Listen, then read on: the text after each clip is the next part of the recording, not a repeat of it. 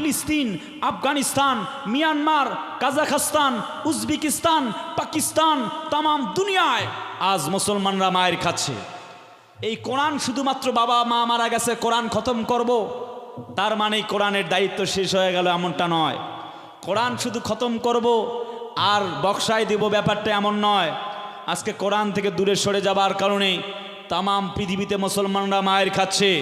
যদি আজও আল্লাহু আকবারের তাকবীর দিয়ে মুস্কান খানের মতো এই বন্টির মতো যদি আল্লাহু আকবারের তাকবীর দিয়ে আল্লাহর কোরআনের পক্ষে আমরা অবস্থান নিতে পারি, আল্লাহর কসম আবার আগামীর পৃথিবী হবে ইসলামের পৃথিবী, আগামীর পৃথিবী হবে মুসলমানদের পৃথিবী, আগামী সূর্য হবে ইসলামের সূর্য। মুসলমানদেরকে মেরে টুকরা টুকরা করে ফিলিস্তিনে, আফগানিস্তানে, মিয়ানমারে, কাশ্মীরে মুসলমানদেরকে মেরে মেরে আল্লাহর এই জমিন থেকে আল্লাহর দ্বীনকে কখনো হটানো যাবে না, যাবে না, যাবে না। কথা বলেন ঠিক কিনা?